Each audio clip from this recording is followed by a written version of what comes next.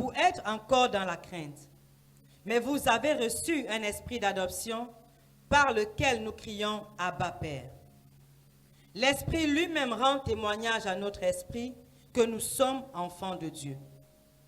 Or, si nous sommes enfants, nous sommes aussi héritiers, héritiers de Dieu et co-héritiers de Christ, si toutefois nous souffrons avec lui, afin d'être glorifiés avec lui.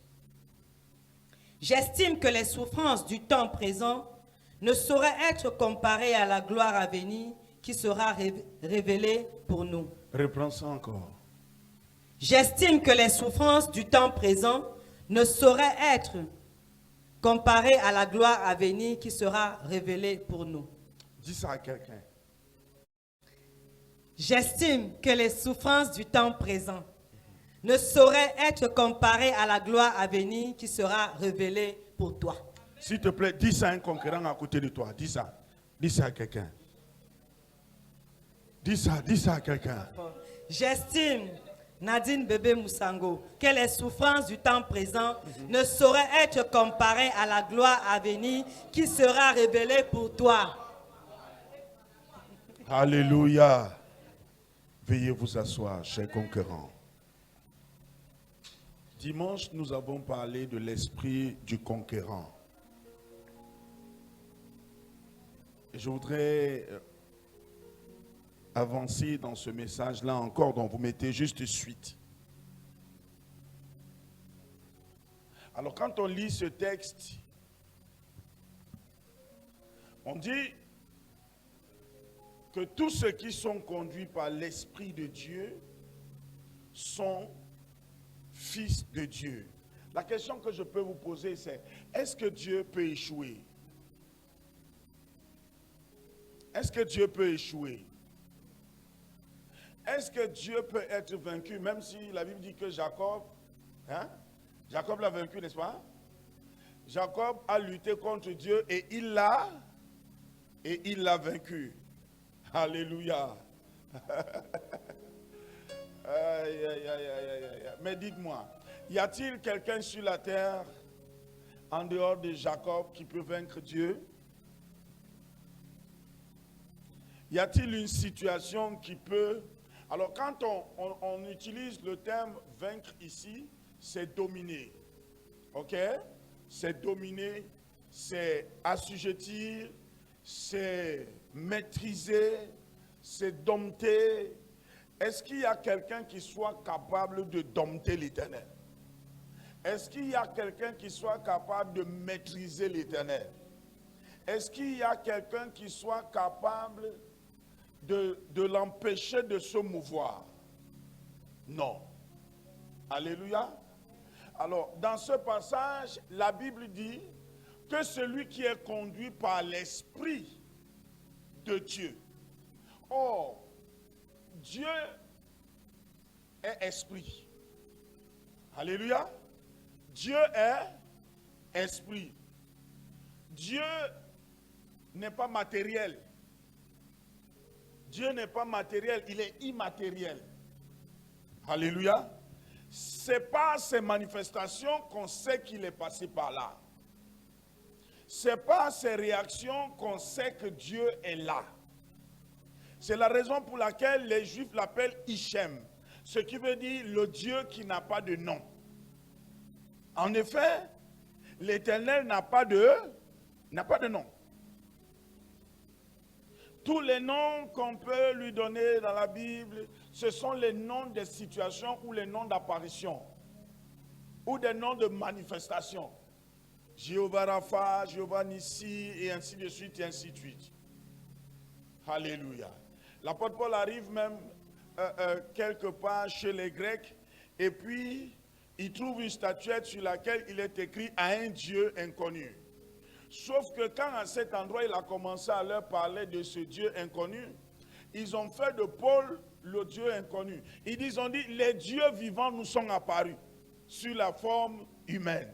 Ce qui veut dire en effet que quand les hommes arrivent à trouver une personne qui a une nature différente, qui a des résultats totalement différents, ils lui donnent le nom de Dieu. ils font de lui un Dieu. Alléluia. Alléluia. Alors, l'apôtre Paul dit, ceux qui sont conduits par l'Esprit de Dieu. Or, Dieu est esprit. Dieu est immatériel. Puisqu'il est esprit, il est du vent, pneuma. Il est du vent, ça veut dire qu'on ne peut pas le maîtriser. On ne peut pas le dompter. Or, comment vaincre quelqu'un qu'on ne peut pas maîtriser et qu'on ne peut pas dompter? Imaginez-vous que c'est par l'esprit, que c'est par cet esprit-là que vous êtes conduit. Alors, quelqu'un peut-il vous dompter? Quelque chose peut-il dominer sur vous si vous marchez dans l'esprit? Je ne sais pas si vous me comprenez. Alléluia.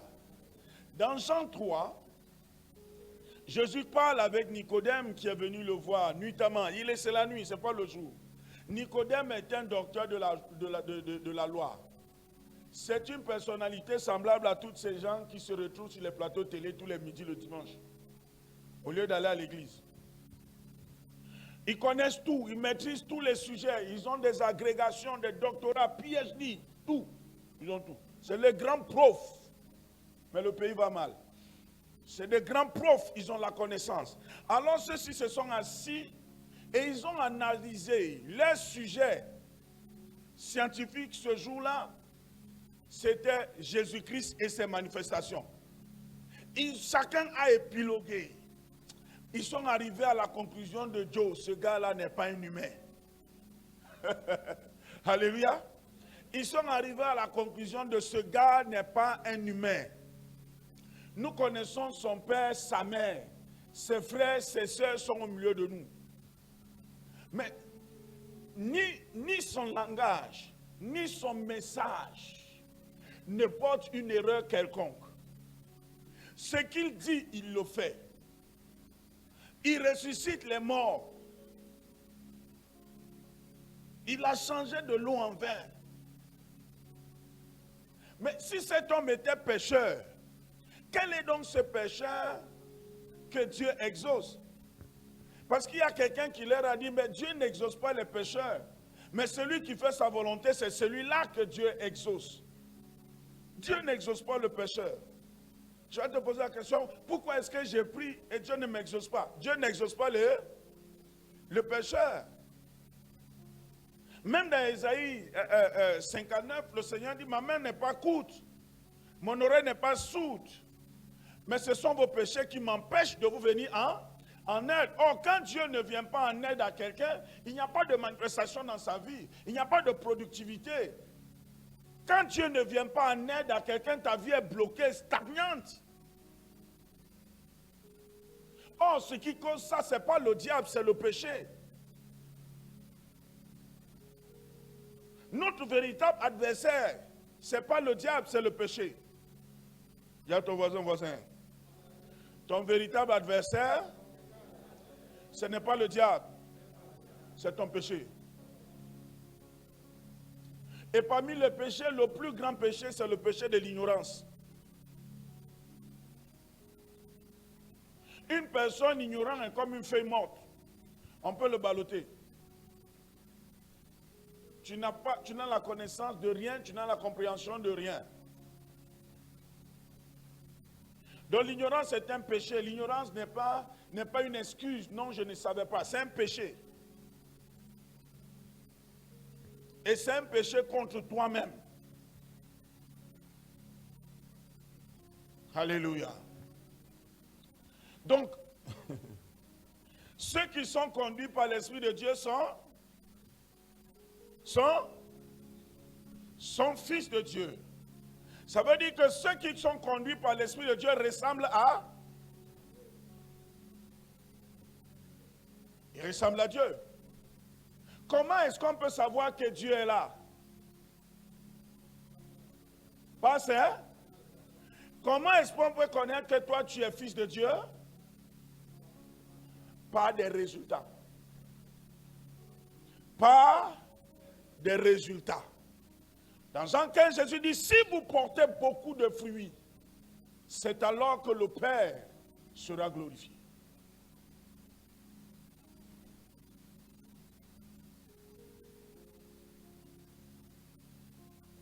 Donc si nous voulons dire que nous sommes enfants de Dieu, portons Dieu, soyons productifs.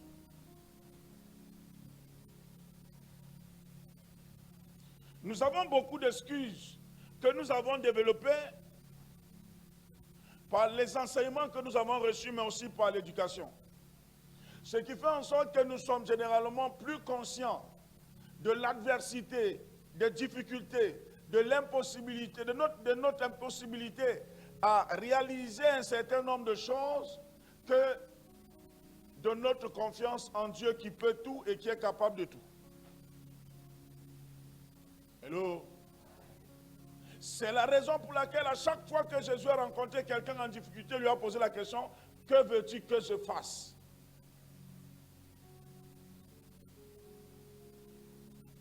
Il y a un centenier romain qui est venu le voir et lui demande si tu peux guérir mon fils. Et Jésus lui a demandé si je peux. Tout est possible à celui qui croit. Ce qui veut dire que pour celui qui croit, l'impossible n'est pas un.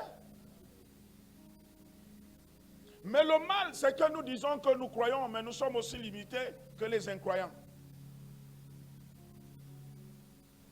Et même les incroyants sont plus efficaces et la preuve c'est qu'ils prospèrent. Et nous, on dit de certains d'entre nous, tu es pauvre comme la souris de l'église.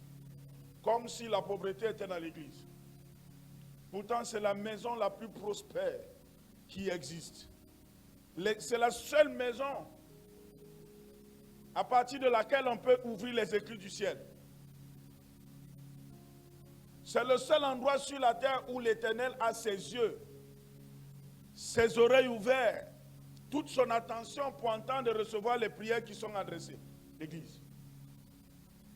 Comment peut-on traiter l'église de la maison des pauvres? Et nous disons c'est la maison de Dieu. Dieu est pauvre? Ah non, non, répondez-moi. Dieu est pauvre? Vous savez, il y a des raisonnements, si tu n'as pas, tu ne pourras pas réveiller le lion qui est en toi. Généralement, nous nous contentons de notre situation. Aussi, face à l'adversité, la première réaction que nous avons, c'est de reculer et de chercher de l'aide. Où vas-tu chercher de l'aide pendant que l'Esprit de Dieu habite en toi?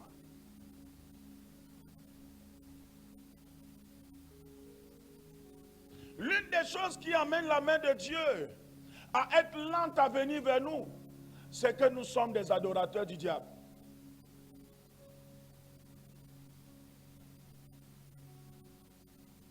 Nous sommes beaucoup plus conscients de ce que le diable fait et est capable de faire que d'avoir foi en ce que Dieu est capable de faire. On dit l'esprit de concurrent. On éduque l'esprit. De la même manière que tu entretiens ta peau et quelqu'un entretient ses muscles. Il en est de même qu'on éduque la conscience, on éduque l'esprit. C'est pourquoi vous entendez dire ce garçon a un esprit dur. Il a un esprit fort. Il est résistant. Chez les combattants, pendant les entraînements, quand tu es fatigué, on te dit tu es un feignant, un flemmard. Prouve que tu es quelqu'un. On fait quoi? On essaie de booster ton esprit. Qu'est-ce qui booste notre esprit? Ce qui booste notre esprit, c'est la réussite, le succès des hommes et des femmes qui, comme toi et moi, ont cru en l'Éternel et qui ont affronté les situations et l'Éternel leur a donné la victoire. Car la victoire est à l'Éternel, non pas à mes forces, à mes muscles.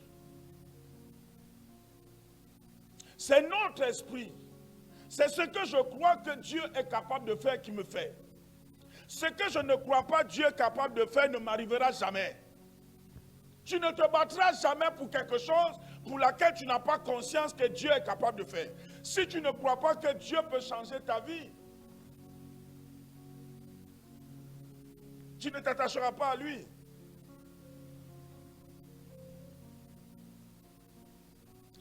J'étais ce soir chez un musulman. Je causais avec lui. C'est mon tailleur. Et je lui disais un certain nombre de critères s'il veut voir son atelier passer à un autre niveau. Il est dans l'atelier avec sa femme et sa nièce. Et au fur et à mesure que je parle, sa femme pleure. Et sa femme lui dit, dans les langues, que pendant que le monsieur est en train de parler, elle a l'impression que dans son corps, il y a quelque chose qui se passe. Parce que tout ce que je dis, elle a l'impression qu'on est en train de planter ça dans son cœur. C'est les choses qu'elle entend dans son cœur, mais elle n'arrive pas à pratiquer. Vous voulez toujours lire la Bible, Jean? On ne lit pas la Bible partout.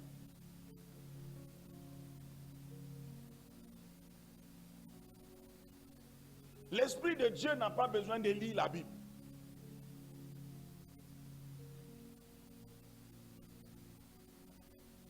La parole de Dieu nous instruit sur la manière de marcher, la manière de vivre.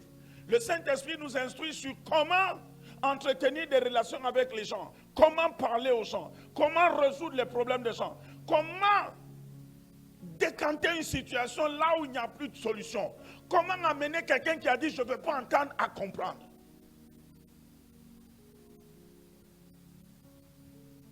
Nous-mêmes, nous avons fermé toutes les portes. Nous nous sommes fermés toutes les portes par notre système de pensée, par nos principes, par nos critères, par notre peur, par nos inquiétudes. Et même nos prières veulent monter et nous-mêmes nous avons élevé un plafond pour que ta prière ne va nulle part. Parce qu'en effet, si tu ne crois pas, et beaucoup pensent que croire, c'est savoir ce que Dieu peut faire. Croire est un verbe d'action, ça pousse à l'action. Donc prier ne consiste pas juste à parler. Prier consiste à confier et agir. Confier, agir. Confier, agir. Mais les chrétiens sont des prieurs. On prie et on s'assoit. Non. Tu n'as pas prié. Après avoir prié pour cette situation, qu'est-ce que tu as fait? Anne était stérile, vrai ou faux? Anne souffrait de la stérilité, vrai ou faux? Le jour où elle a reçu la révélation de la source de son problème, qu'est-ce qu'elle a fait? Elle est allée au temple. Alléluia. Elle est allée au temple avec son offrande. Elle a prié. Elle a déposé son offrande, puis après la Bible dit qu'est-ce qui s'est passé? Elkana connut Anne, sa femme. Donc Anne n'est pas rentrée à la maison, dit à son mari, reste avec ta femme Pénina là. Moi, je suis déjà enceinte. De qui? On ne sera pas tous enceintes du Saint-Esprit comme Marie. Même le père Abraham, à 100 combien d'années là-bas, il a ce qu'elle est. Vous pensez que... Alléluia. Non. On dit, il est connu. C'est un verbe d'action. Hein? Ou bien c'est pas un verbe d'action?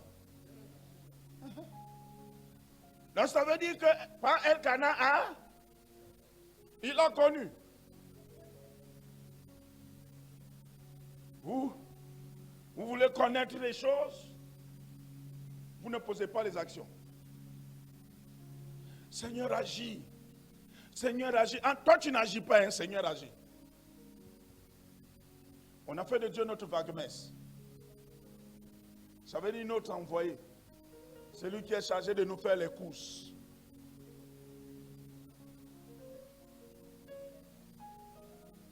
Moïse, Josué n'ont pas prié en disant, Seigneur, donne-nous Canaan.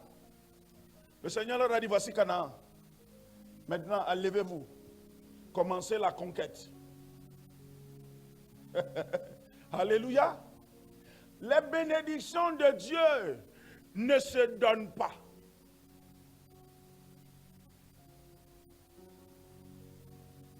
Les bénédictions de Dieu ne se donnent pas. Les bénédictions de Dieu s'obtiennent par transfert.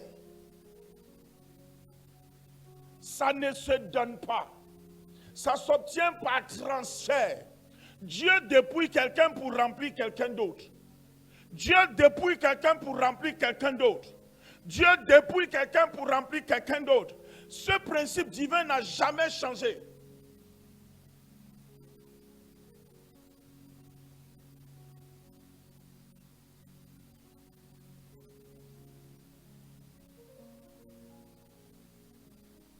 Quand Dieu dit « Je vous donnerai des territoires », il ne fait pas tomber les territoires du ciel. Il a dit à Abraham dans Genèse 15, il dit « Quand l'iniquité des Amoréens se sera accrue, je les déposséderai de leur terre que je donnerai à toi et à ta postérité après toi. » Il dit « déposséder ». Ça veut dire qu'il y a un transfert. Il arrache à quelqu'un pour donner à quelqu'un. Mais Dieu ne donne pas.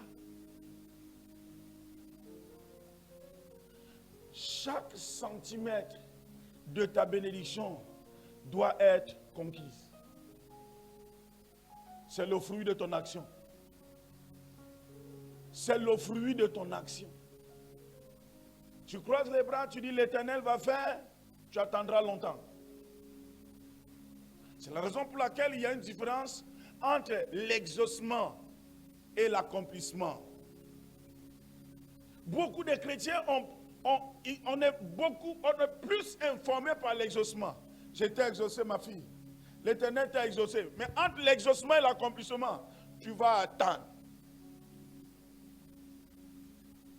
Parce que l'accomplissement est un transfert. C'est le fruit d'une victoire. Ça s'arrache. Alors, c'est quoi la différence? On dit ceux qui sont conduits par l'esprit. La question ici est de se poser la question est celle-ci. Est-ce que je marche par l'esprit? Or, pour marcher par l'esprit, il faut être habité par l'esprit. Il faut se laisser conduire par l'esprit. Ça veut dire que ce n'est plus moi qui vis. Et je crois qu'il y a quelqu'un qui le dit. Ici, je vis. Ce n'est plus moi qui vis. Christ vit en moi. Alléluia. Alors, et si Christ vit en moi, mais ce n'est plus moi qui vis. Ce n'est plus moi qui décide. Ce n'est plus moi qui agis. L'erreur que nous commettons, et le diable a réussi à inoculer cela dans l'église, c'est que nous pensons que celui qui manifeste les dons spirituels est un homme spirituel. C'est faux.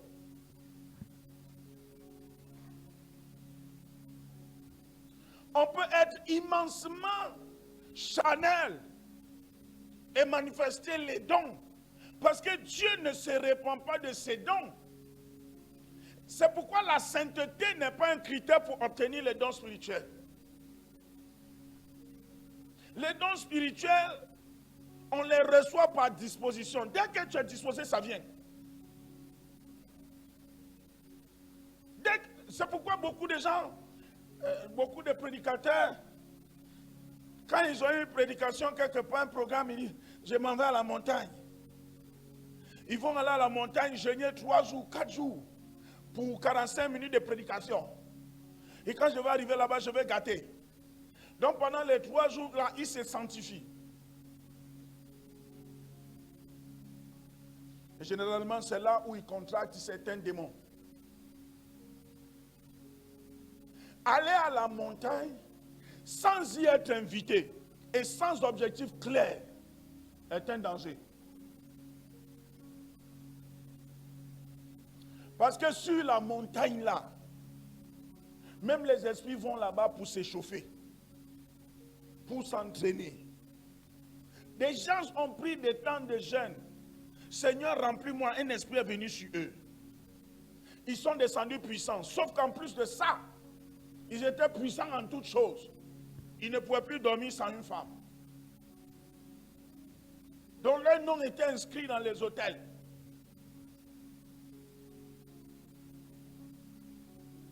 L'onction de Dieu n'abrutit pas. C'est-à-dire, l'onction de Dieu ne rend pas bête. L'onction de Dieu confère la crainte de Dieu. Mais l'onction abrutit. Ça veut dire ce que vous appelez l'onction, la puissance, les prophéties, ce qui amène les gens à porter sur vous un certain regard, ce qui amène les puissants, les forts à vous respecter, à vous considérer. C'est ça que les gens appellent généralement l'onction.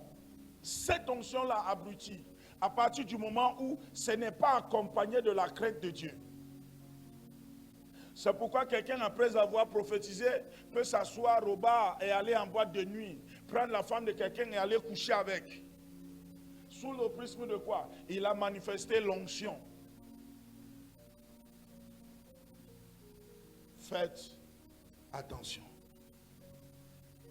Ceux qui sont conduits par l'Esprit de Dieu est saint. On ne peut pas être conduit par l'Esprit de Dieu et vivre dans le péché, vivre dans le mensonge, être orgueilleux, fier, être immoral, pervers, être jaloux, cupide, escroquer les gens, prendre l'argent des gens et ne pas rembourser. Non. L'Esprit de Dieu confère la crainte. Dieu est esprit, c'est sa personne. Dieu n'est pas au ciel, il est au milieu de nous. C'est pourquoi l'homme spirituel peut dire j'ai vu Dieu. Il n'y a que le vent pour rencontrer le vent. Si quand le vent du nord, le vent de l'est, ils se rencontrent, tu sais quel est le vent, tu sais d'où l'autre l'un vient. Jésus a dit à Nicodème, Nicodème, il faut que vous naissiez de nouveau. Nicodème dit, mais qu'est-ce qui se passe? Faut-il que j'entre dans le ventre de ma mère et qu'elle m'accouche à nouveau? Jésus dit, donc toi qui es docteur, tu ne comprends pas ces choses. Il dit, si tu n'es né d'eau et d'esprit, tu ne peux pas voir le royaume des cieux. Et Jésus va l'amener dans une autre dimension. Jésus dit, le vent souffle. Le vent souffle. Mais on ne sait ni d'où il vient, ni d'où il va. Il en est de même de celui qui est né de l'esprit. Celui qui est né de l'esprit, il est comme du vent. On ne peut pas l'arrêter, on ne peut pas le contrôler, on ne peut pas le stopper, on ne peut pas le bloquer, on ne peut pas le vaincre. Comment est-ce que nous disons que nous sommes spirituels et nous échouons chaque jour?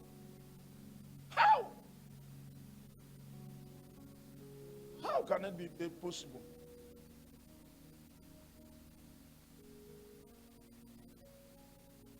Dans le livre de 1 Jean 4, la Bible dit, vous petits enfants, vous êtes de Dieu. C'est quoi? C'est le verset 4. N'est-ce pas? Alléluia. Il dit, vous petits enfants, vous êtes de Dieu.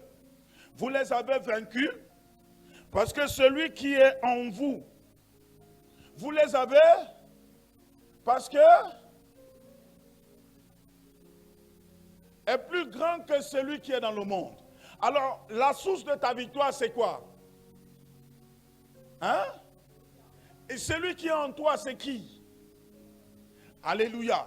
Donc, l'Esprit de Dieu ne peut pas être en quelqu'un et tu échoues. Non, oui, c'est pas possible. Un religieux peut échouer. Quelqu'un qui va à l'église, un pasteur, un prophète peut échouer. Mais un enfant de Dieu ne peut pas échouer. Il y a une prophétie sur ma vie. Je ne peux pas échouer. Je n'échouerai pas, Seigneur. J'accomplirai ma vie. En fait, ce n'est pas un homme qui a parlé sur ma vie. Tout ce qui existe a été créé par la parole. Et si celui qui a créé toutes ces choses par la parole a dit une chose sur ma vie, elle est établie. Notre compréhension de la prophétie ou du prophétique est totalement erronée. Aussi nous rendons Dieu impuissant dans nos vies. par notre incompréhension des choses spirituelles.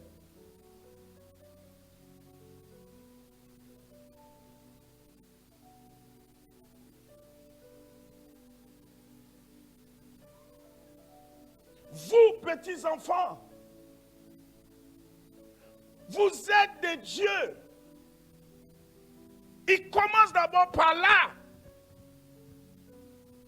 Il dit, et vous les avez vaincus. Pourquoi? Parce que celui qui est en vous s'appelle victoire. Celui qui est en vous est plus fort que celui qui est dans le monde. Donc quand je vais souscrire quelque part, quand je vais à un défi, à un combat quelque part, qui va au combat? C'est moi ou c'est l'Esprit de Dieu?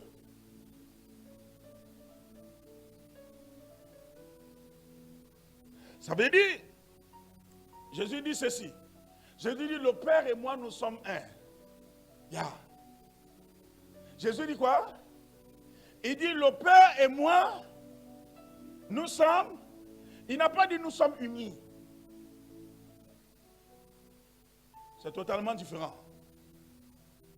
On peut unir deux personnes différentes. Mais il dit, mon Père et moi, nous sommes un. Il n'y a rien en nous de différent. Si nous voulons marcher dans cette dispensation, dans cette disposition, nous avons besoin de la compréhension de ces choses.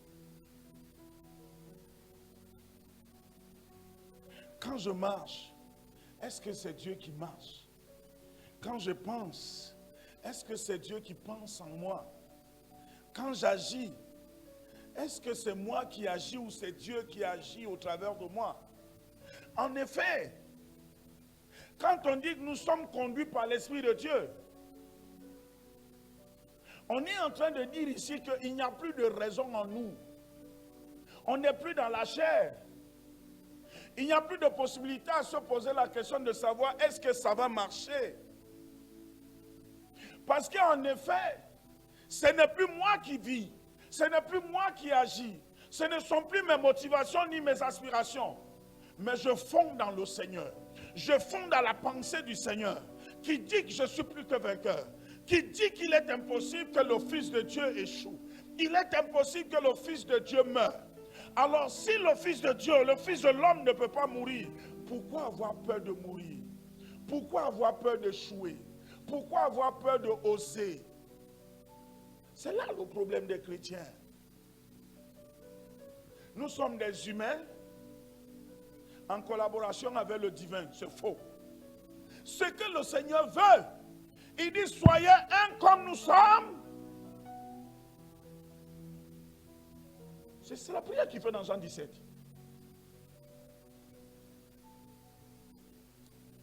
Il dit de même que le Père et moi nous sommes un. Soyez aussi un en nous. Moi en vous, lui en moi et vous en moi. Ça forme un triangle.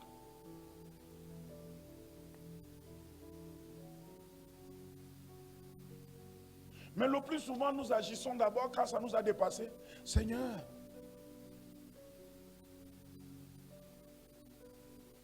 ou alors, carrément, on l'envoie, Seigneur, il faut aller.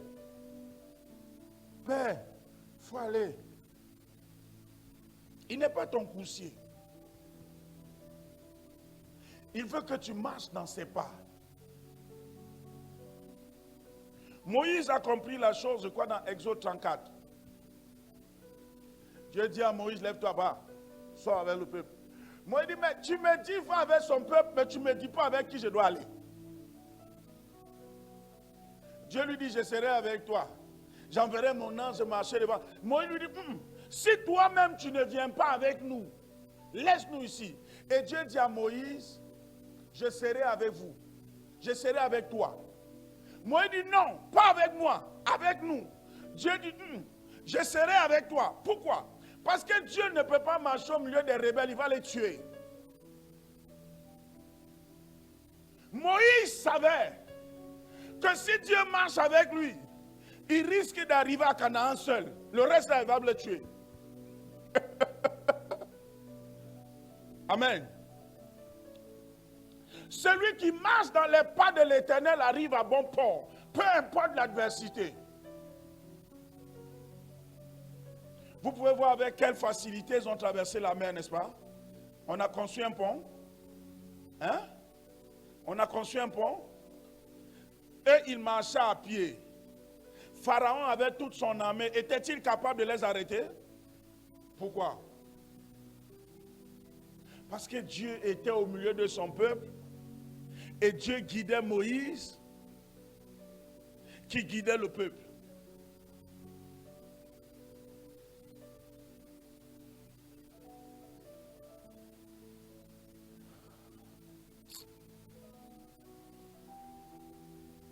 Vous, petits enfants, vous êtes de Dieu.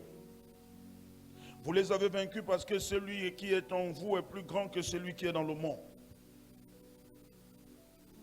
Vous êtes de Dieu. Est-ce que tu as conscience que tu es non pas un enfant de Dieu, pas quelque chose qu'on a adopté, ce n'est pas juste une identité. Ce n'est pas juste une identité. Allons-y, 1 Jean 5, le verset 4. Le verset 4 est plus explicite. Une manière de dire que ce n'est pas juste une adoption ou une identification, mais ça parle de la nature. Il dit parce que tout ce qui est né de Dieu, tout ce qui est né de Dieu, tout ce qui est né de Dieu est quoi? Non, pas triomphe. Tout ce qui est né de Dieu est quoi? Est Dieu. Tout ce qui est né de Dieu est Dieu. Il est Dieu par la nature. Il est Dieu par la pensée. Il est Dieu par la force. Il est Dieu par la morphologie. Il est Dieu par la réaction. Il est Dieu par l'invincibilité. Il est Dieu par la domination. Il est Dieu par la compréhension. Et c'est aussi la raison pour laquelle il triomphe. Peu importe qu'il soit petit, qu'il soit grand, peu importe l'adversité devant lui, peu importe les épreuves, les difficultés, c'est pourquoi on parle de triomphe. Le triomphe, c'est une victoire éclatante de quelqu'un qu'on n'attendait pas.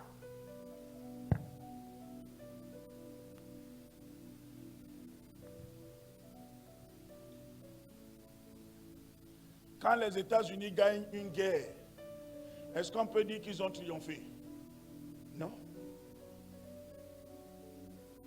Parce qu'on sait qu'ils vont écraser.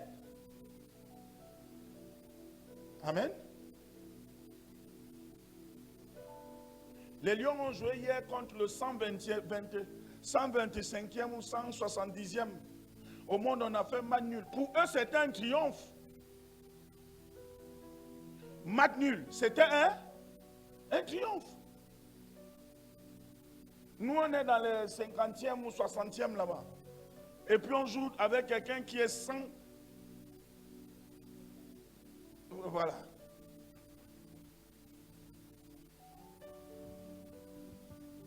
C'est un peu comme le combat David contre Goliath. Voilà un triomphe. Alléluia. Saül regarde David, il dit David, tu es un enfant. Ce gars-là, tu ne peux pas. C'est un homme de guerre depuis sa tendre d'enfance. Il maîtrise la guerre. Il maîtrise la bagarre. Il maîtrise le combat. Mais ce que Saül ne comprenait pas, c'est que David était né de Dieu. Celui qui est né de Dieu a une autre... C'est-à-dire il a la parfaite compréhension de Dieu. Il a une entière confiance en Dieu. Il a expérimenté Dieu. Il y a une différence entre quelqu'un qui a lu la Bible et quelqu'un à qui le Seigneur s'est révélé. Il y a une différence entre quelqu'un qui a fait des hautes études bibliques ou religieuses et quelqu'un qui a eu des expériences avec Dieu. C'est ça le cas de David. Quand David dit à Saül que personne ne se trouble, j'irai. C'est ainsi, comme si je le réduis à néant. Saül regarde le petit là. Il dit, tu as trop regardé les dessins animés. Saül voit la morphologie de l'enfant. Il connaît le père. Mais il ne connaît pas le cœur, il ne connaît pas l'esprit de l'enfant qui est à côté de lui. C'est la raison pour laquelle David va lui révéler son identité et sa relation avec le Dieu du ciel. Une chose que Saül ne connaît pas. David va dire à Saül, il dit, écoute, ton serviteur ira et je vaincrai cette incirconcision. Il dit, ton serviteur ira. Et puis maintenant, il lui raconte. Il dit, quand je paissais le troupeau de mon père, ici, il lui raconte ses expériences avec Dieu dans le combat. Contre qui? Contre des animaux féroces.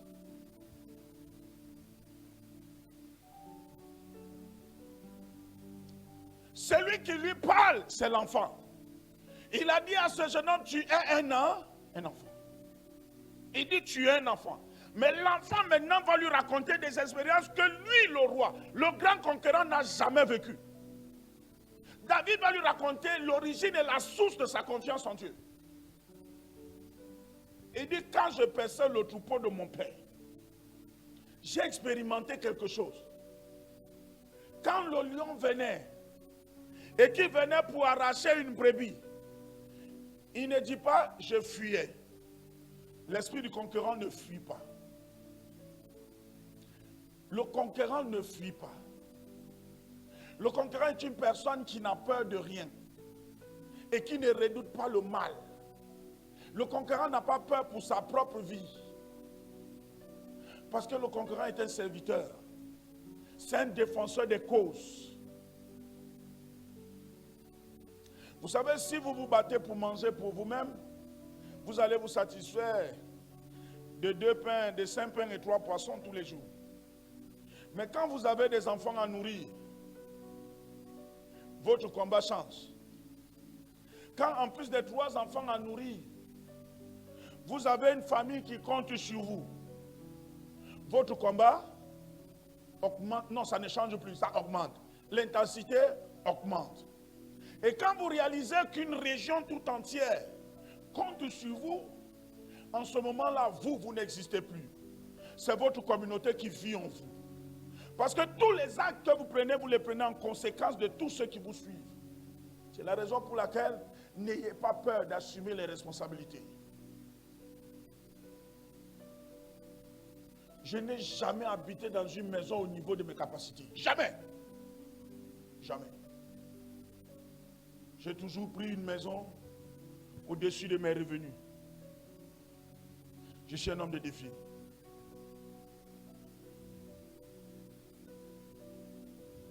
Parce que celui qui se contente se limite. Celui qui se contente se limite. C'est ça le péché des francophones. Je travaille, j'ai mon petit salaire, ça peut payer mon loyer, je peux scolariser mes enfants, on peut manger dans le mois, c'est bon. Or, l'anglophone multiplie les sources de gains. Il travaille, il a 2, 3 activités, le salaire prépare sa retraite, mais il y a une activité qui nourrit la maison, il y a une activité qui scolarise les enfants, il y a une activité qui assure, qui est l'assurance maladie de la famille. Est-ce que vous voyez? Ce monsieur-là, peut-il être stressé? Quelque chose peut le stresser? Non. Mais le salarié, celui qui ne compte que sur son salaire, il vit de stress. Dans le mois, il a 15 jours de stress. Parce que dès que le salaire tombe, est-ce que le salaire fait même 15 jours? Les gars, le salaire fait 15 jours le baisse.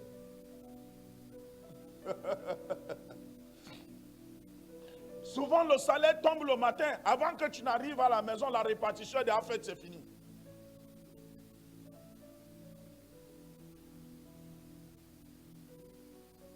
Et ça ne vous révolte pas. Ça devrait nous révolter. Ça devrait être révoltant de vivre de stress. C'est révoltant de vivre de stress. faut en effet que quelqu'un décide de sortir de ce stress-là. C'est aussi ça la conquête. La conquête du gain. La conquête d'une meilleure vie. On ne pensait pas qu'on parle de la conquête de chasser les démons. De renverser les hôtels de village qui bloquent les bénédictions. Non. Ceux qui construisent les immeubles, les gratte-ciel autour de nous, ont les villages comme chez nous. Ils adorent des choses extraordinaires. Et ça ne les empêche pas de s'enrichir. Arrêtez les histoires de penser que à cause d'un sorcier, d'une malédiction quelconque, quelqu'un peut te bloquer. Ce que tu crois, c'est ça qui te bloque. Ce que tu crois, c'est ça qui te bloque. Dieu n'est pas le Dieu de tout le monde. Il est le créateur de tout le monde. Écrivez ça dans mon cahier. Dieu n'est pas le Dieu de tout le monde. Il est le créateur de toutes choses. Il est Dieu pour ceux qui le reconnaissent comme étant leur Dieu. Il met aussi dans cette disposition, il est le Père de ceux qui le reconnaissent comme étant leur Père. Cela dépend aussi de la qualité de l'entretien, de la relation qu'ils entretiennent. C'est pourquoi quelqu'un peut dire Dieu toute sa vie et n'avoir avec lui aucune expérience. Et quelqu'un d'autre se rapporte à lui pour dire mon Père. Et Dieu se révèle à lui pour dire mon Fils.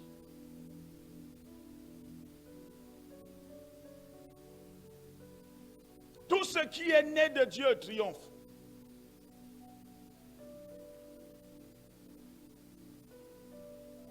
Tout ce qui est né de Dieu. Ce qui est né de Dieu lui ressemble. Ce n'est pas juste une identification, ça veut dire une filiation. Je suis chrétien. Je ne suis pas chrétien, moi. Je ne suis pas chrétien. Je suis fils de Dieu. J'ai une histoire. J'ai une histoire à raconter. J'ai une expérience quotidienne, permanente, que je vis avec mon Père. Et c'est à cause de ça, en effet, ce sont ces paroles qui ont choqué les gens au sujet de Jésus. Il ne se limitait pas qu'à dire aux gens, mon Père. Il démontrait aussi qu'il était le fils de celui qui fait tout. Écoutez-moi. Les dons de miracles, les dons de guérison, même si la Bible dit que ces dons ont été départis à certaines personnes, je veux que tu saches que la Bible dit que ceux qui invoqueront le nom de Jésus seront sauvés.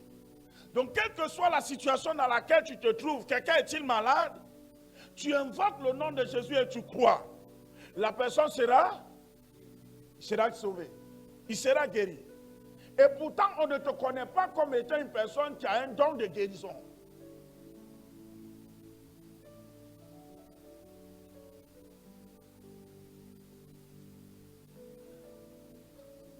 Les gens essaient de donner à Jésus le titre de prophète.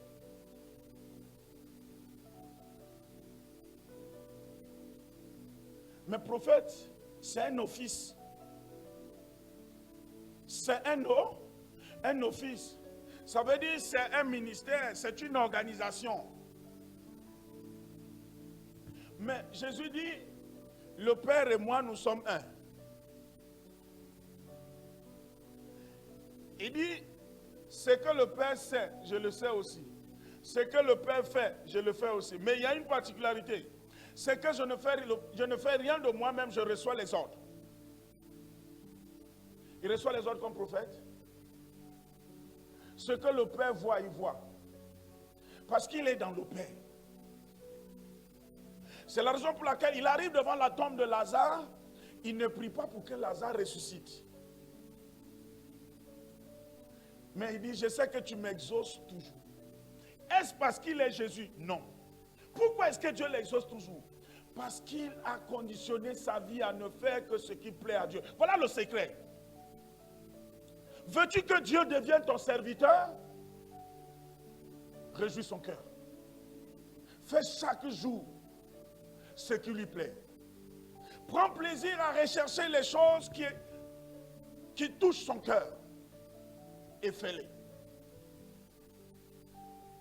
C'est ce que Jésus dit dans Jean 8, 29. Il dit, celui qui m'a envoyé ne m'a pas laissé seul. Il est toujours avec moi. Pourquoi? Parce que je fais toujours ce qui lui est agréable. Ce qui veut dire qu'il n'y a pas une situation dans laquelle Jésus va se retrouver et le peuple va l'abandonner. Alléluia. Dans Jean 15, Dieu dit une parole à Jérémie.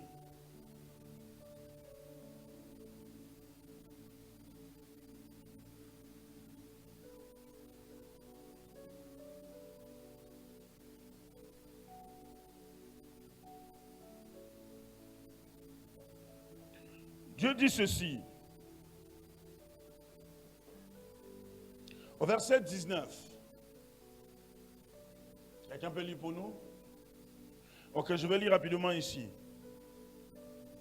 Alors, je vais commencer au verset 18, parce que c'est là où il se lamente.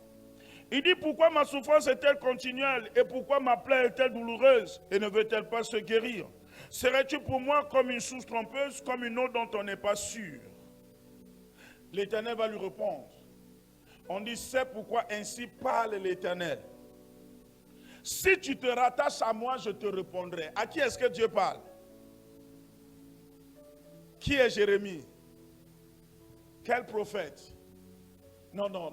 Quand on parle de Jérémie et puis vous dites prophète, ça veut dire vous le mettez dans la dimension d'un prophète quelconque. Jérémie n'était pas un prophète quelconque. C'était un prophète des nations, établi par Dieu. Ce n'était pas un prophète autoproclamé comme on en a de nos jours. Alléluia. Ce n'était pas un prophète autoproclamé. Depuis le sein de sa mère, l'Éternel l'avait choisi et l'Éternel l'avait oint pour qu'il soit quoi? Prophète pour les nations. Mais voici qu'il se retrouve dans une situation où Dieu lui dit, si tu te rattaches à moi, qu'est-ce que cela veut dire? Il s'était, non pas éloigné, il s'était séparé. Mais est-ce que les gens autour de lui savaient qu'il était éloigné de Dieu? Est-ce que les gens savaient qu'il était séparé de Dieu? Et qu'est-ce qui prouve qu'il était séparé de Dieu? Les souffrances. C'est de lui-même. Il vit des souffrances. Et il est loin de comprendre qu'il est victime de son éloignement de Dieu. Entre-temps, pour lui-même, il se dit, il souffre ces choses à cause des sorciers, à cause des méchants, à cause de la malédiction, à cause de ceux qui le détestent. C'est la même réaction que beaucoup d'entre nous avons. Quand les choses semblent aller mal, nous ne recherchons pas la cause en nous. Nous voulons accuser quelqu'un. C'est à cause de tel que ma vie ne donne pas. C'est à cause de tel que ma vie ne donne pas. Qu'est-ce que tu fais pour que ça donne? Qu'est-ce que tu fais pour que ça marche? Dieu dit à Jérémie, je ne suis pas la cause. Le diable n'est pas la cause. Et ceux que tu veux accuser ne sont pas la cause. La source de ton problème, c'est que tu es loin de moi. Loin de Dieu, proche des problèmes. Loin de Dieu, proche des souffrances. Loin de Dieu, lié à l'échec. Condamné à l'échec. Le Seigneur dit à Jérémie, si tu te rattaches à moi, ça veut dire si tu te répands et si tu reviens à moi, si tu te reconnectes à nouveau à moi, tu te tiendras devant moi et je te répondrai. Là, on peut comprendre pourquoi est-ce que généralement, on va rencontrer des hommes de Dieu et puis on va nous révéler les choses et puis malgré ça, il n'y a pas de solution. Écoutez, Dieu n'a pas besoin d'un prophète pour résoudre ton problème. Dieu a besoin d'un prophète pour te dire l'origine ou les causes de ton mal. Mais la solution à ton problème dépend de ta réconciliation avec ton Dieu.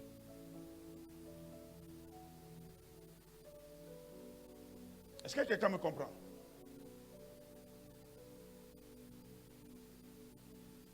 Nous sommes partis du fait de ce passage qui dit que ceux qui sont conduits par l'Esprit de Dieu sont enfants de Dieu. Ils sont conduits par l'Esprit de Dieu. Ça veut dire qu'ils ne sont pas conduits par eux-mêmes, par leurs émotions, par leurs motivations et ainsi de suite. C'est Dieu qui est leur chauffeur. L'Esprit de Dieu est leur chauffeur. Et on a dit que ceux-ci, on ne peut pas les contrôler, on ne peut pas les arrêter, on ne peut pas les stopper, on ne peut pas les dompter. Donc le diable ne peut pas, les sorciers ne peuvent pas les posséder. On ne peut pas les envoûter. Pourquoi? Parce que celui qui sait tout, qui peut tout, qui fait tout, celui qui est le créateur de tout, habite en toi. Ce qui fait en effet que ce n'est plus toi qui vis, mais c'est lui qui vit en toi. À partir de ce moment-là, tu n'as pas besoin qu'on te dise. L'Esprit de Dieu te convainc.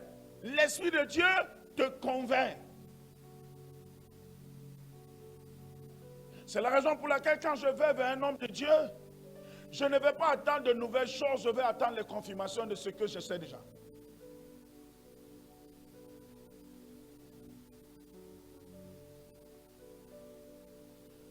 C'est pourquoi je ne suis pas séduit par la prophétie. Vous devez atteindre cette dimension de la compréhension de Dieu qui fait en sorte que quand tu te lèves le matin, tu connais à peu près l'agenda. Tu n'es pas surpris.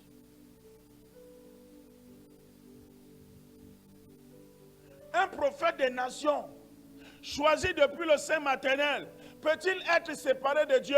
Oui. Conséquence, il va souffrir. Y a-t-il un exemple? Jérémie.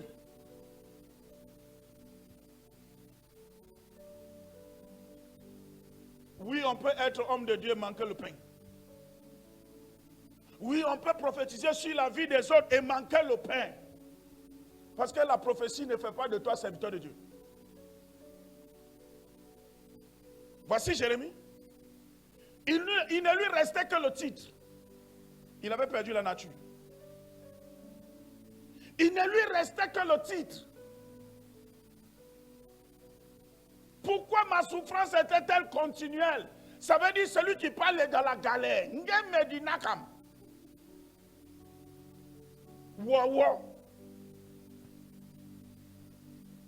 Faites attention à la religion.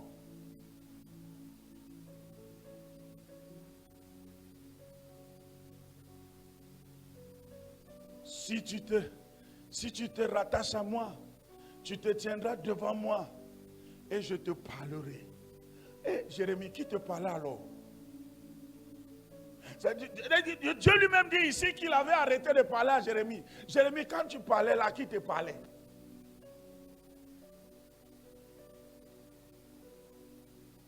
Donc, on peut être loin de Dieu, on n'est pas loin de l'office de prophétie. On va continuer à prophétiser. Faites attention. Est-ce qu'on est ensemble?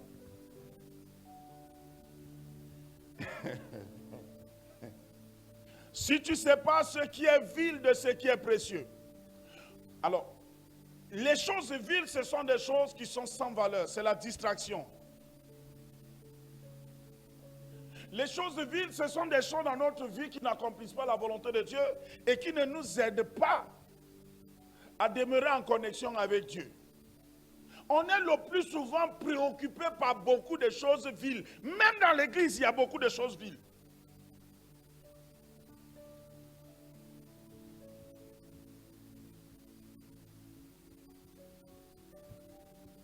En Dieu, il n'y a pas de favoritisme. Il faut éviter l'activisme. Dis à ton voisin, évite l'activisme. C'est quoi l'activisme? C'est faire des choses et se donner l'impression de faire ce qui plaît à Dieu. Et ça, l'église est pleine de ça, c'est la religion. Ça, c'est l'activisme. Faire des choses pour montrer qu'on fait. Faire des choses au nom de Dieu. Faire des choses pour que Dieu soit content. Joe, pour faire ce qui réjouit le cœur de Dieu, il faut qu'il te dise ce qu'il veut. Hello? Dieu cherche un homme qui réjouira son cœur. Il dit, j'ai trouvé David l'homme selon mon cœur et selon mon âme. Il fera toute ma volonté. Il a dit la même chose du prophète Samuel.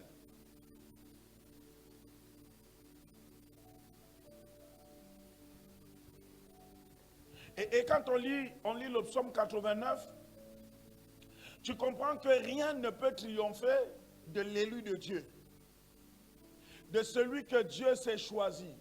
Il dit, ma main le soutiendra, ma droite le fortifiera, l'ennemi ne le surprendra pas. Il dit, je mettrai sa main sur les fleuves et sa gauche sur l'océan. L'homme que l'Éternel a trouvé, qui l'a choisi. Toi, il t'a trouvé, il t'a choisi, mais l'as-tu choisi? Jésus appelle les disciples, il dit, venez. Il dit, et puis un jour, il leur pose la question. Il dit, bon les gars, écoutez. Bon, dites-moi un peu. Qui dit-on que je suis, moi, le fils de l'homme? Ils lui répondent, les uns disent que tu es Jean-Baptiste, les autres disent que tu es un prophète qui devait venir, les autres disent que tu es Élie. Et maintenant, il va leur poser la question, vous, qui dites-vous que moi je suis, moi le fils de l'homme? Pierre dit, tu es le Christ de Dieu. Jésus lui dit, ce n'est ni la chair, ni le sang qui t'ont révélé cela. Mais un autre jour, ils vont se retrouver dans une situation, Jésus prêche. Et Jésus dit, je suis le pain vivant. Et les gens disent, mais le type, s'il veut nous faire de nous des cannibales, donc on doit manger sa chair. Et puis ce jour-là, plus de la moitié de l'assemblée sont partis, l'ont vidé, l'ont laissé seul. Il était seul avec les disciples. Et puis Jésus s'assoit et puis il rit. Les gens ils n'ont rien compris. Et puis il se tourne vers Pierre et dit, mais les gars, mais vous ne partez pas aussi? Le même Pierre dit, à qui irions-nous? Tu as les paroles de la vie. C'est le même Pierre qui était vaincu par la peur qui a régné le Seigneur. Mais l'âme de Pierre était attachée au Seigneur et l'âme de Pierre ne pouvait pas s'éloigner du Seigneur. On peut traverser des épreuves parce que la peur est naturelle. La peur est un sentiment naturel.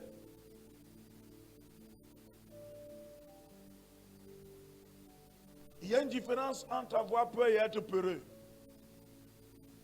Dieu ne travaille pas avec deux catégories de personnes, les peureux et les incrédules. Dieu est ennemi des peureux, ennemi des incrédules. On peut avoir peur, c'est naturel. Moïse a eu peur. Alléluia. C'est un sentiment naturel. Ça prouve que tu es un homme. Et Dieu vient te fortifier. Et quand Dieu te fortifie, tu deviens fort. Parce qu'il ne vient pas juste te donner la force. Il vient être ta force. Et pour ça, tu as besoin d'accepter, de croire qu'il marche avec toi.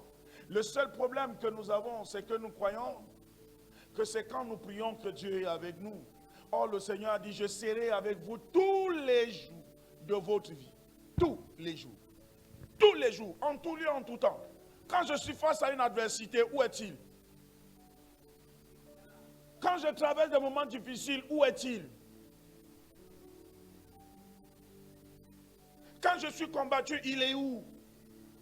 C'est pourquoi quand on lit Romains 8 qu'on a lu tout à l'heure, il dit, j'estime que les souffrances du temps présent. Ce qui veut dire que la souffrance n'est pas exclue dans la vie d'un enfant de Dieu. C'est une épreuve temporaire. C'est une épreuve d'épuration, de purification. Dieu, quelquefois, utilise les épreuves, les difficultés de la vie pour faire la différence entre, pour tamiser. Parce que quand tout va bien, tout le monde a les mains levées. Avec mes mains élevées et ma bouche remplie de louanges. Mais Satan dit à Dieu, ne l'as-tu pas béni? Touche un peu à ce qui tient, il va te maudire de face. Satan nous connaît, les gars. Satan nous connaît. C'est toi qui ne le connais pas. Satan dit à Dieu, les gars là. Les gens de sa race qui sont sur la terre, à côté là-bas. Quand tout va bien, ils sont bien. Ils te louent jusqu'à le feu sort. Mais touche un peu à l'un autres. Touche un peu. Là, tu vas sentir. C'est ton serviteur, Wanela même. Ils vont mettre le feu sur lui. Alléluia. Écoutez-moi, bien-aimé. Dis avec moi, je suis invincible. Mais il faut que tu saches que ce n'est pas juste une déclaration, c'est un état d'esprit. Vous savez, la différence entre un chrétien et un chrétien, c'est l'état d'esprit. Il y a un qui croit que Dieu peut tout. Et puis il y a les cousins de Marthe et Marie qui croient que c'est au dernier jour.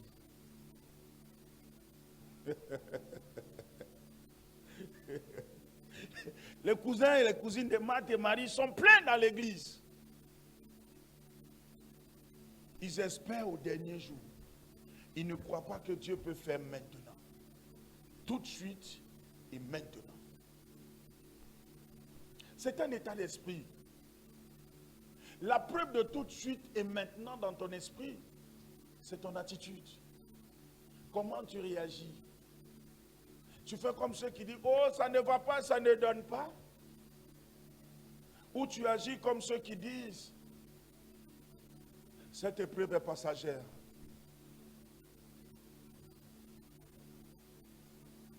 Job au creux de la mare, tout allait mal. L'ulcère avait attaqué même ses paupières. Job était rouge comme une noix de palme. Il se grattait avec les taisons de bouteille. Mais c'est ce Job-là qui dit dans Job, au chapitre 19, je crois le verset 25, il dit, j'ai la certitude, mon Rédempteur est vivant. Il dit, mon Rédempteur est vivant. Voici l'esprit d'un conquérant.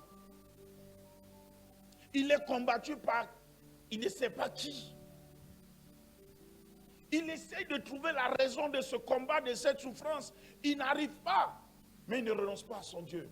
La Bible dit, mais dans tout cela, Job ne permit pas à sa bouche de pécher contre Dieu.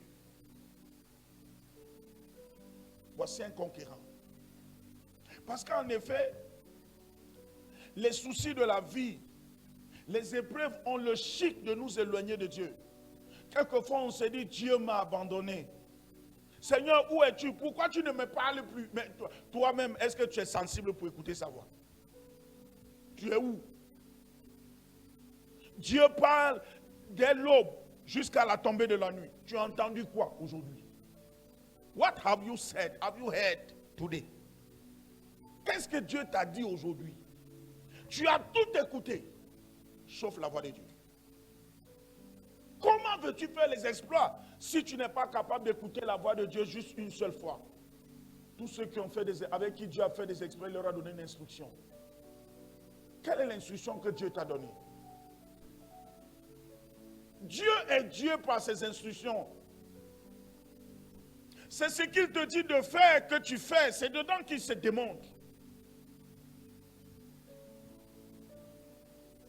Il a dit en moyenne 15 choses à Moïse. Il a accompli les 15. Il a dit à Moïse, moi je te ferai Dieu pour Pharaon. Ça veut dire Pharaon va te regarder, il va dire le Dieu de Moïse. Parce qu'un homme normal ne peut pas accomplir ce que toi, je vais faire au travers de toi.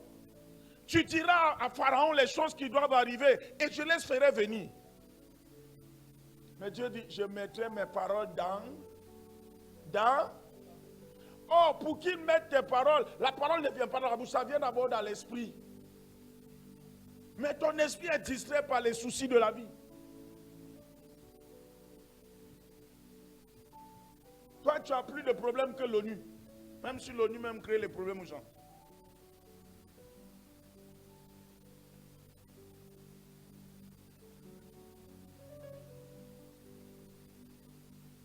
Un conquérant l'est par la nature.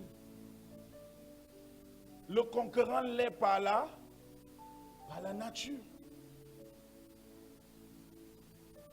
Il y a une race animale, les hyènes.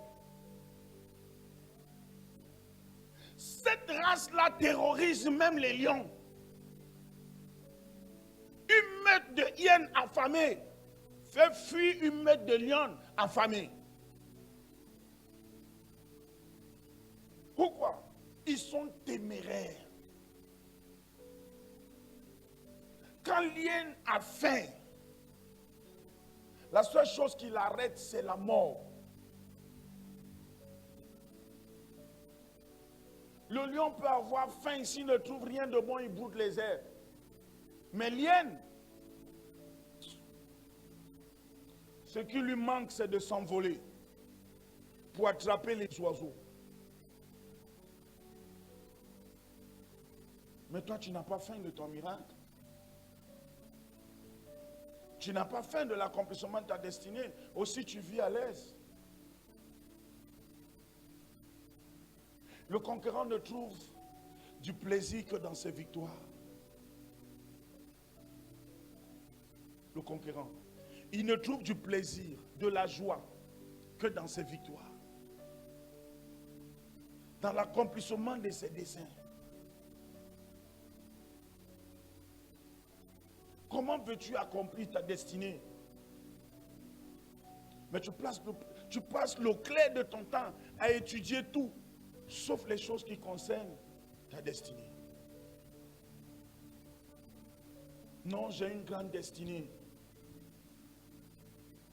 Mais pour accomplir les grandes destinées, il faut mourir d'abord. Tu refuses de mourir. Il n'y a aucun autre chemin pour accomplir une grande destinée, si ce n'est la mort. Mourir à ses principes, mourir à ses plaisirs, mourir à ses habitudes,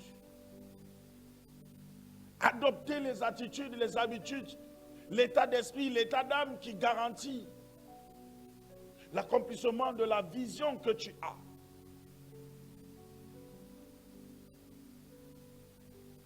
Pendant longtemps, acheter un pantalon, c'était un problème pour nous. Pendant longtemps, acheter une culotte, c'était un problème pour nous. Parce qu'on avait une vision. Et même aujourd'hui encore,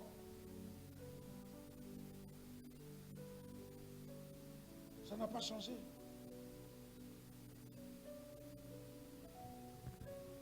Aujourd'hui, là, même les benskinners, je prends 5 benskinners, au moins 4 vont me demander, mais boss, pourquoi tu prends un benskin? La voiture est gâtée. Il dit, ouais, le moteur. J'entre dans le taxi. Boss, il y a un même qui a... je l'ai encouragé, il dit, non, laisse ton taxi en taxi climatisé, 500 on va payer. Il dit, mais boss, toi tu as ta voiture, tu m'encourages à faire un business, tu ne seras pas mon client. Je dis, je serai ton client, je suis à Chefferie Coton.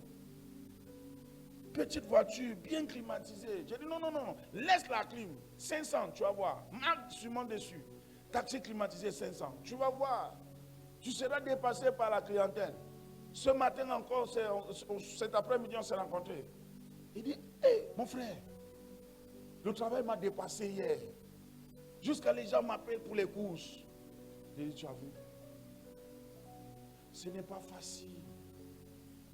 Quand ils pensent voiture climatisée, ils pensent au carburant, ils pensent aux tracasseries, ils pensent. Mais je lui dis, ne pense pas à ça. Ne pense pas à ça. Sois focalisé sur l'objectif. Il est possible que d'ici 3-4 mois, tu aies une deuxième voiture. Vous savez, ceux qui ont développé les créneaux sont des fous. Ce n'est pas facile d'être pionnier dans un domaine. Ce n'est pas facile. Il faut affronter la peur de l'inconnu. Il faut affronter le regard d'autrui. Il faut affronter l'esprit de l'échec qui te rappelle tout le temps que ça ne peut pas marcher. Qui a déjà fait ça?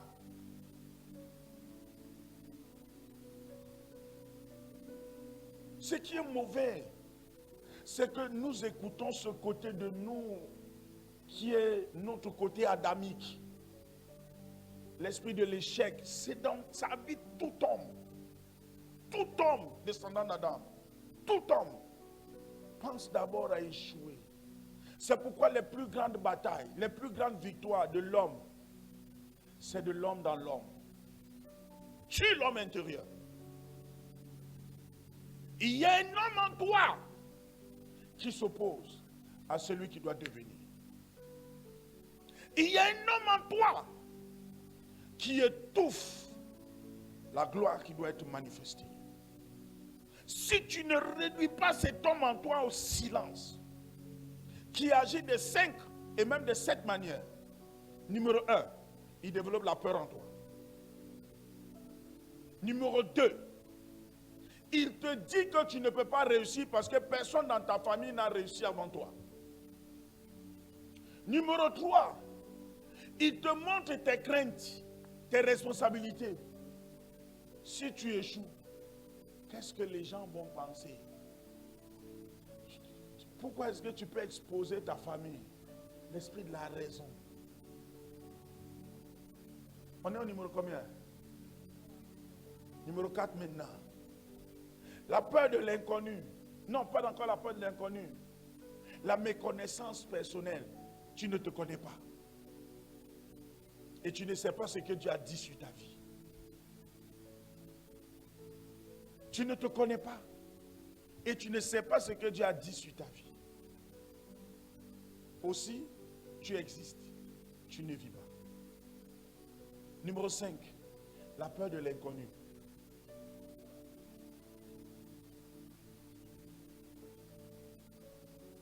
Tu le vois partout. L'inconnu. Tu le vois partout. Non, il va s'opposer. Non, il me combat. Non, il m'a cessé cela. Numéro 6. L'esprit de la communauté. Si tu vis, tu es issu d'une communauté où les gens se contentent du peu.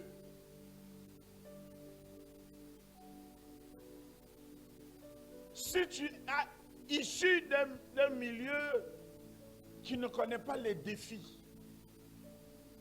J'aime les Bouddhas. Je ne sais pas si c'est Bouddha ou si c'est Jean. Quand tu vas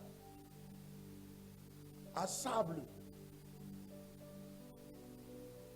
Sable a été développé par un gars. Il a créé sa quincaillerie. Et puis à un moment donné, il allait prendre son petit frère. Il dit, mets-toi ici. Toi, vends le sable. Moi, je vends le ciment. Il est allé chercher un autre. Il lui dit, toi, vends les boulons et tout ce qui a électricité. Il est allé prendre un autre. Il dit, toi, vends la peinture. Tu vois que c'est la même famille qui construit vos maisons? C'est vrai ou c'est pas vrai? Et il dit à chacun, moi, c'est en vendant le ciment, le fer, que j'ai construit la maison où vous avez dormi quand vous êtes venu à Douala. Je vous donne 6 mois, chacun achète sa part de terrain, il vient me montrer. Comment ça s'appelle? L'esprit de challenge.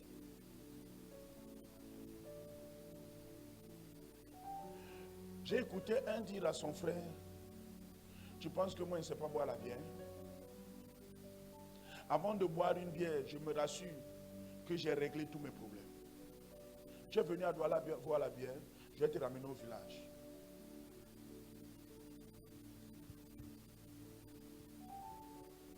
Si vous vivez dans un milieu où on ne vous challenge pas, soyez-en sûrs,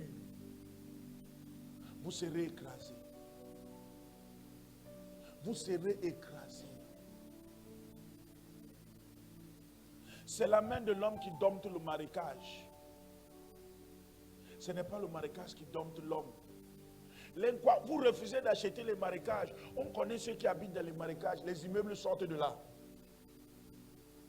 Ils ont porté les immeubles là pour amener.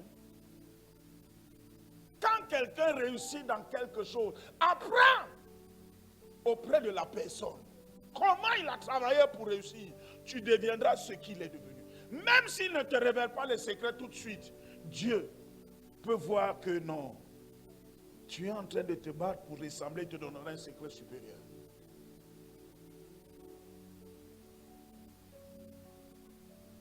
Sixième, c'était... Non, sixième c'est quoi? L'esprit de la communauté.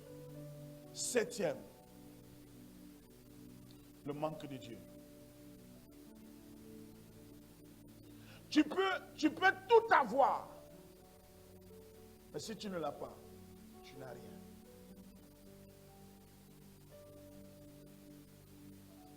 Même ceux qui ont eu quelque chose sans Dieu ont fini à un moment donné par le chercher.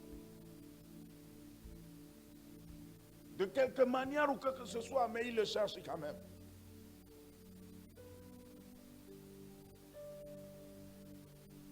Dis avec moi, je suis né pour vaincre. Je suis un conquérant. L'Esprit de Dieu habite en moi. Ce n'est pas un esprit d'échec. C'est un esprit de victoire. Parce que sa nature est en moi. Je suis plus que vainqueur. Au nom de Jésus-Christ. Amen. Que Dieu nous bénisse.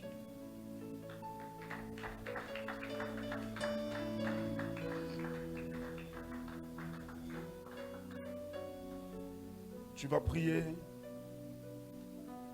et tu vas inviter le Seigneur dans ta vie. Vous savez, la Bible dit que quand David a fini de dire à Saül que l'incirconcis là, je vais le gérer, Saül a essayé de l'équiper. David a réalisé que l'équipement était plus lourd que lui. David s'est séparé de Saül et de ses équipements. Et la Bible dit que David a avancé vers Saül, vers Goliath. Et Goliath s'est posé la question, mais qui est ce criquet qui vient me distraire? Et Goliath ramassait les petits cailloux en faisant chut, chut, chut, chut. Comme quand on chasse les oiseaux sur le couscous. Et David essaie d'esquiver. Mais quand le moment est arrivé où David devait affronter Goliath, David a fait quelques pas. Saül s'est arrêté et Saül s'est retourné, il a posé la question à Abner. Abner, de qui ce jeune homme est-il le fils?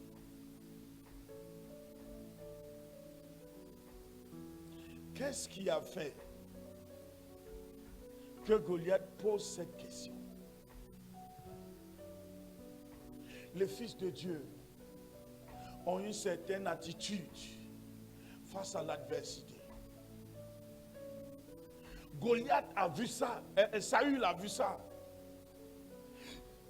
Il n'a plus vu un enfant. Il a vu les pas d'un géant.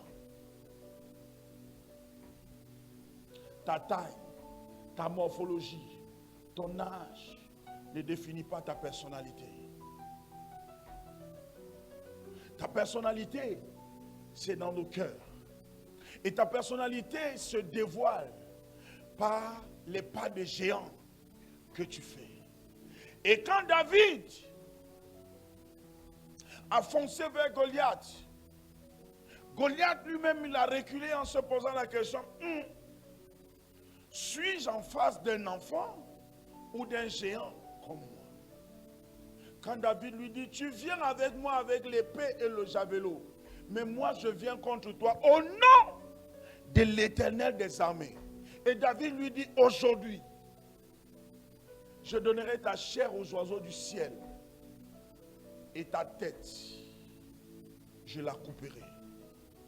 C'est là où Goliath a compris qu'il n'avait pas affaire à un petit enfant. Si tu n'effraies pas la pauvreté va t'effrayer. David a effrayé Goliath.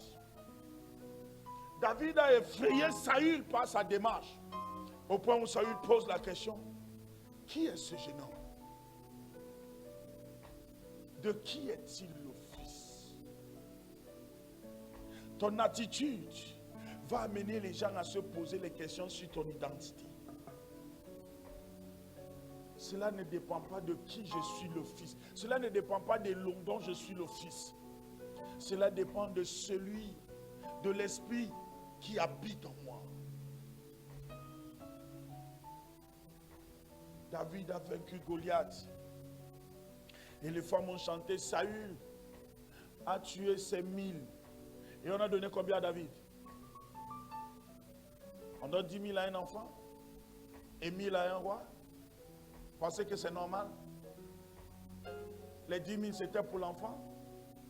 Non. La nature de l'enfant avait disparu. À un moment donné, il faut que ta nature d'enfant disparaisse. À un moment donné, il faut que ta nature de faible disparaisse. C'est pourquoi ce cantique dit, le Seigneur dit, que le faible dise.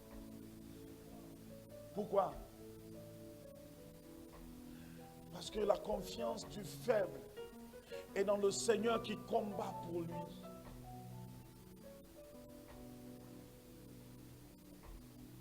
Quand l'Éternel combat pour toi, cela ne dépend plus du nombre d'ennemis que tu as, ni de leur puissance. Quand l'ennemi combat pour toi, tu es spectateur. Et les gens mènent les enquêtes pour savoir comment est-ce que tu arrives à cela. Mais pour que ça soit, il faut que tu lui fasses confiance. Il y a une seule chose que l'Éternel cherche. Des hommes et des femmes de confiance. Des hommes et des femmes qui lui font confiance. Au point de se donner entièrement à lui. L'apôtre Paul dit, si je vis, ce n'est plus moi qui vis.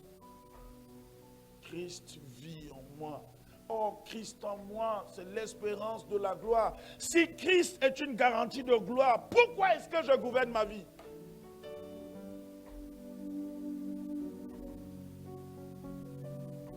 Seigneur, aie pitié de moi. Quelqu'un a besoin de dire à Dieu, Seigneur, aie pitié de moi. Seigneur, viens et change ma vie. Change ma façon de penser. Donne-moi un esprit nouveau. Ouvre la bouche et prie au nom de Jésus-Christ. Demande au Seigneur un esprit nouveau.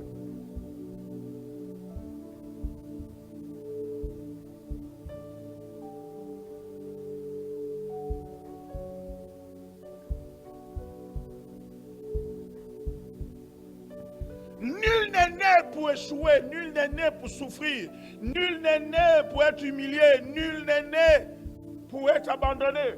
Même Esaü,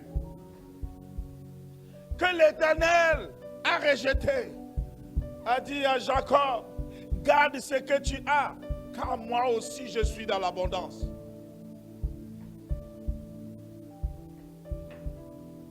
S'il est possible que celui à qui on avait refusé la bénédiction, s'il est possible qu'il puisse confesser qu'il est dans l'abondance, Dieu ne veut pas que tu sois dans le manque. C'est toi qui décides. Dieu ne veut pas que tu sois limité, pauvre, méprisable. C'est toi qui décides. Il dit, j'ai mis devant toi la vie et la mort. Choisis la vie et tu vivras. Cela ne dépend pas de quelqu'un d'autre et cela ne dépend pas de Dieu. Cela dépend de toi. Anne pouvait dire, de la poussière élève le pauvre et du fumier l'indigent pour les faire asseoir. Ça veut dire que la condition du pauvre n'est pas une condition éternelle ou définitive. C'est l'Éternel qui relève et c'est lui qui rabaisse. C'est lui qui fait vivre et c'est lui qui fait mourir. C'est lui qui bénit, qui enrichit et c'est lui qui appauvrit. Si cela dépend de l'Éternel, je ferai de lui la principale recherche de ma vie. Je ferai de lui le délice dans ma vie. Si cela dépend de l'Éternel, cela ne dépend plus de lui, cela dépend de moi. Si je sais que l'Éternel peut tout, ma condition ne dépend plus de l'Éternel, c'est mon attitude. Bien-aimé, c'est ton attitude qui définit si oui ou non l'Éternel va le faire dans ta vie. La Bible dit tout est possible à celui qui croit, car à l'Éternel tout est possible. Si tout est possible à Dieu, tout est possible dans ma vie. Je suis plus que vainqueur parce que je crois à cela. Je suis plus que vainqueur parce que je crois à cela. Je n'ai pas peur, je ne recule pas devant l'adversité parce que je crois en cela. Je crois que celui qui est avec moi est plus puissant que celui qui est dans le monde. Oui, je crois. Je crois qu'il n'habite pas au ciel, il habite en moi. Je crois qu'il est avec moi. Je crois qu'il marche avec moi. Parce qu'il a dit, je serai avec vous tous les jours de votre vie jusqu'à la fin des temps. Il connaît ma condition, il connaît ma position, il connaît où je suis. C'est pourquoi il dit, je vous laisse au milieu des loups, comme des agneaux, mais soyez prudents. Il connaît le milieu dans lequel nous nous trouvons et il connaît les pièges. Il nous révèle ces choses avant pour nous aider à mieux vivre. Mieux vaut celui qui connaît le siège du danger et qui y vit, car il y vivra paisiblement, que celui qui découvre le piège du danger. L'Éternel honore ceux qui l'honorent. Écoutez-moi. Nous allons terminer par ça. J'ai longuement parlé de l'histoire de Shadrach, Meshach, Abednego. 3 jeunes gens, 3 adolescents, qui ont amené un grand roi à confesser leur Dieu par leur décision. C'est ta décision qui changera ton histoire, l'histoire de ta famille, l'histoire de ton peuple. Ta décision.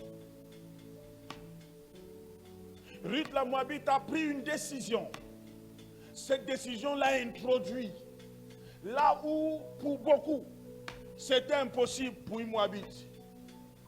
Ton Dieu sera mon Dieu. Ton peuple sera mon peuple. Là où tu mourras, je mourrai. Là où tu iras, j'irai.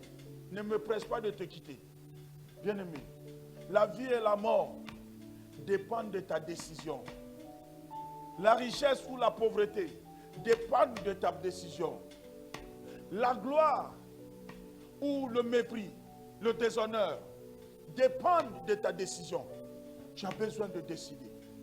Tu as besoin de prendre des résolutions. Le Seigneur dit, à tes résolutions répondra le succès. Il n'y a pas une onction quelconque qui peut changer ton histoire si ce n'est ce à quoi tu crois et les décisions que tu prends dans ta vie. Dieu est avec toi dans tes bonnes décisions.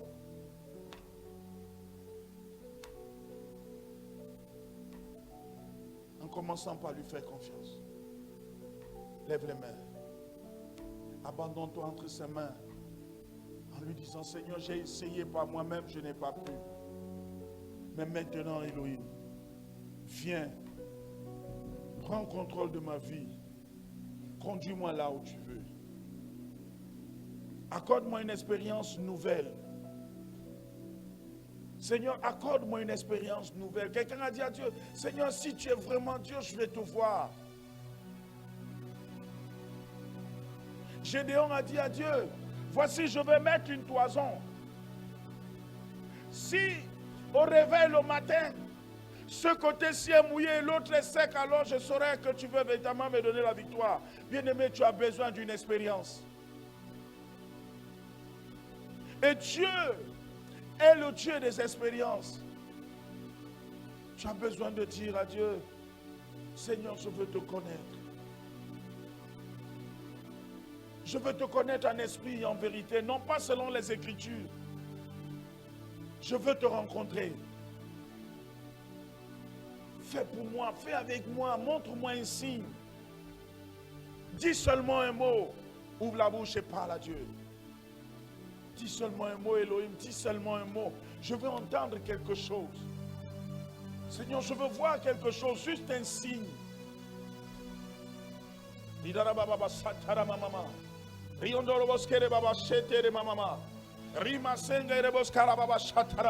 J'ai essayé par moi-même, je n'y suis pas arrivé. J'ai été étudié, je me suis battu, j'ai combattu. Mais Père, j'ai combattu en vain, jusqu'ici je trime. Seigneur, montre-moi ainsi. Agis avec moi comme tu as fait avec Moïse. Donne seulement une instruction. Mets une parole sur mon cœur. Seigneur, donne-moi la force de faire quelque chose. D'obéir à tes instructions. Seigneur, je veux comprendre. Aide-moi à comprendre. Aide-moi à connaître. Aide-moi à faire les choix. Aide-moi à discerner. Mais mets en moi, ô Éternel Dieu, la rage de réussir, mais de réussir avec toi. Elohim, mets en moi la rage de réussir, mais de réussir avec toi. Tu as dit à Zorobabel, ce n'est ni par la force, ni par la puissance, mais c'est par mon esprit. Et tu as dit à la montagne, qui est une haute montagne devant Zorobabel, tu seras terrassé. Et il posera les fondations pierre sur pierre avec ses mains. Seigneur, utilise mes mains. Utilise mes mains pour réparer les brèches. Utilise mes mains pour rebâtir des vies nouvelles. Utilise mes mains. Aiguise mes mains au combat pour mener les combats pour la vie. Pour arracher, ô Éternel Dieu, des pièges, les âmes d'hommes. Pour libérer les captifs. Seigneur, fais tomber les écailles de mes yeux et débouche mes oreilles. Rends-moi sensible à ta voix. Oui, Père, rends-moi sensible à ta voix. Je veux entendre à nouveau ta voix. Rends-moi sensible à ta voix. Merci Seigneur parce que tu le fais. Au nom de Jésus-Christ. Amen. Merci Seigneur Jésus. Est-ce qu'un concurrent peut acclamer le Seigneur?